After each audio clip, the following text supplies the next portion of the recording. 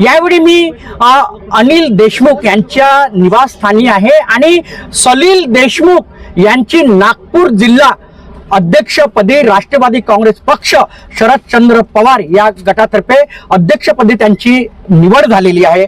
Sir, तुम्हाला खूप खूप शुभेच्छा आमच्या इकडनं. धन्यवाद, फार फार धन्यवाद. आता तुम्हाला नागपूर जिल्ह्याची धुरा दिलेली आहे. जिल्हा परिषद निवडणुका आहेत आणि हेवी वेट नेते या नागपूर जिल्ह्यामध्ये राहतात.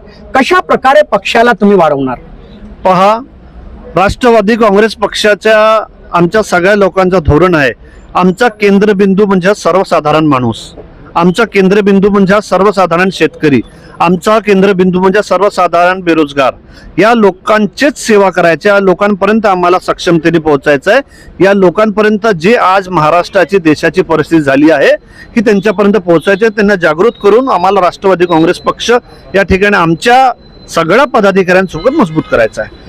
तुम्ही युवा आणि तळपदार असे नेते आहात आणि युवकांचे एक प्रेरणास्थान आहात. तुम्ही युवकांना कसं जोडणार आता? निश्चित रूपाने आज जी परिस्थिती आपण पाहतो देशामध्ये निर्माण झाली आहे, आज कॉक्रोच जनता पार्टी, एक नवीन मुलं होते, कुठं अजून ते कॉलेज पास आउट पण नाही, पण त्या ठिकाणी कसं त्यांना दडपण्याचा प्रयत्न आहे सरकार करून राहिली.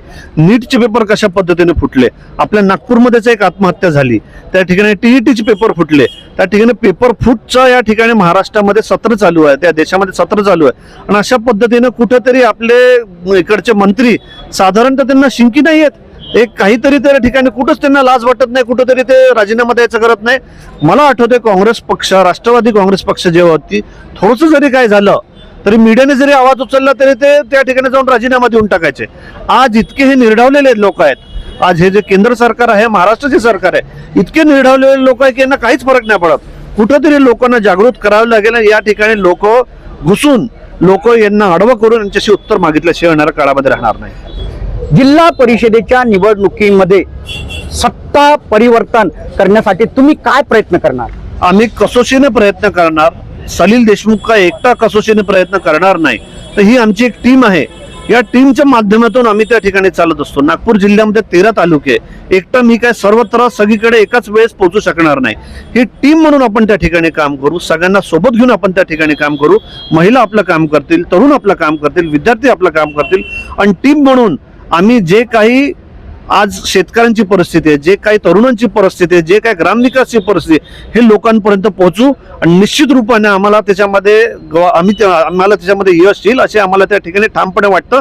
कारण की मागील काळामध्ये माझे सहकारी रोहित पवार आम्ही त्या ठिकाणी 2-2, 3-3 वेळा आम्ही आंदोलन केलं. आम्ही पंढरपूरमध्ये मोठं आंदोलन केलं, अन्नत्याग केला होता, आमचा संभाजीनगर मोठ्या अन्नत्याग केला. आणि मला आपल्याला सांगायला अभिमान वाटतो की कुठंतरी सरकारला त्याची दखल घ्यावीच लागली आणि सरकारने त्याची अट शर्त आहे त्या ठिकाणी पुन्हा त्याच्यामध्ये अट शर्ती वाढून घेऊन जास्ती शेतकऱ्यांना त्याच्यामध्ये कसा फायदा होईल हे त्यांना ते करावं लागलं. आम्ही आवाजच नसता उचलला तर आज सरकार अजून झोपलीच होती. त्यांना आनंदच होता की त्या ठिकाणी त्यांचे पैसे त्या ठिकाणी वाचून राहिले. पण आम्ही त्या ठिकाणी आवाज उचलला, शेतकरी नेत्यांनी आम्हाला सहकार्य केलं, आमचं आंदोलन मोठ्या पद्धतीने आपल्यासारखे मीडियाने त्याच्याबद्दल केलं. त्या सगळ्यांचा धन्यवाद देतो आणि याचा फायदा सर्वसाधारण शेतकऱ्यांना भेटला याचा मला आनंद आहे. एक प्रश्न असा आहे की एकेकाळी नागपूर शहर किंवा नागपूर जिल्हा ग्रीन सिटी म्हणून ओळखलं जात होतं. मी विशेष करून नागपूर शहराची गोष्ट करणार. आता कुठेतरी सिमेंटीकरण झालेलं आहे, उड्डाणपूल बनलेले आहेत. जे ग्रीन सिटी होती ती आता नष्ट होण्याच्या मार्गावर आहे आणि मोठ्या मोठ्या इमारती या नागपूर शहरामध्ये बनत आहे. काय वाटतंय तुम्हाला? विकासाला कुठलाही विरोध नाही. मेट्रो बनत असेल स्वागताचा आहे, आपले दुसरे कामं होत असतील त्याचं स्वागताचं आहे, विकास होत असेल त्याचा स्वागताचा आहे. पण आपण हे विसरता कामा नये, आपल्याला हिरवळ पण त्या ठिकाणी तेवढीच महत्वाची आहे. आपल्याला हे विसरता कामा नये की आपल्याला त्या पद्धतीने निसर्गाला पण त्याच पद्धतीने जपलं पाहिजे. नाही तर आज काय परिस्थिती झाली, नुसतं आपण कॉन्क्रीटचे रस्ते बनवले, त्याचं योग्य नियोजन केलं नाही. आज 2-2, 4-4 मोठे मुसळधार पाऊस आले तर सर्वसाधारण गरीब लोकांच्या घरी पूर्ण पाणी चाललं जातं, गुडघ्यापर्यंत पाणी जातं, त्यांची झोपायची व्यवस्था होत नाही. तिकडे साप, विंचू अशा पद्धतीने त्यांना त्या ठिकाणी राहावं लागतं. मी आपल्याला सांगतो, सिमेंट रस्ते असतील हे सगळं योग्य नियोजन केलं असतं तर ही परिस्थिती निर्माण झाली नसते. आपण फ्लायओव्हर बनवा काही हरकत नाही, पण मेट्रो बनवा काही हरकत नाही. आपण दुसरं काही रस्ते चांगले बनवत असतील, लोकांची दळणवळण चांगली होत असेल, त्याला काही विकासाला काही विरोध नाही, पण ते नियोजन करून बनवा.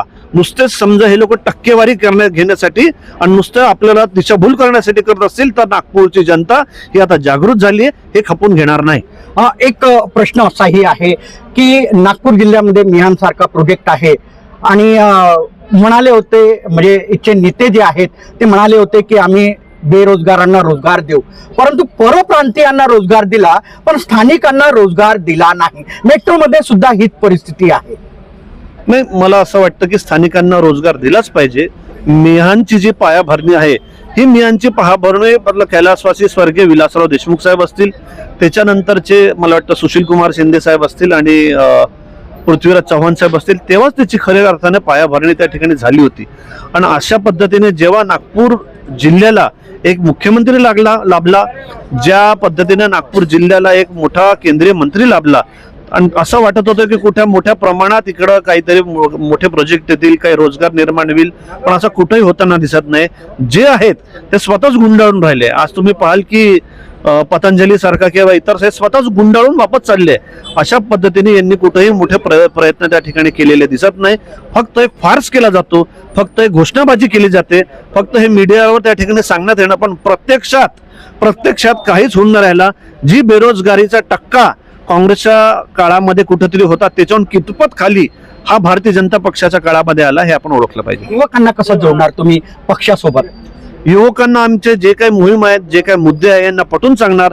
जे काय यांना दिशाभूल केलं जातं हे यांना दिशाभूल करण्यापासून आम्ही त्यांना त्या ठिकाणी सांगणार की वस्तुस्थिती काय आहे, त्यांच्या भविष्यासाठी काय आहे, त्यांच्या नंतरच्या पिढीसाठी काय आहे, त्यांच्या देशासाठी काय आहे आणि या समाजासाठी एकूण त्या ठिकाणी काय योग्य आहे तसं आम्ही त्यांना समजून देणार आणि त्याच्यानंतर त्यांना आम्ही आमच्याकडे जोडायचा प्रयत्न करणार. नागपूर जिल्हा परिषद जिंकणार? मी आपल्याला सांगतो, नागपूर जिल्हा परिषद जिंकण्यासाठी मी आणि माझी टीम कसोशीने त्या ठिकाणी प्रयत्न करणार. सलील देशमुख हे आता नवनियुक्त नागपूर जिल्ह्याचे अध्यक्ष झालेले आहे. राष्ट्रवादी काँग्रेस पक्ष शरदचंद्र पवार गटांचे त्यांनी संकल्प केलेला आहे.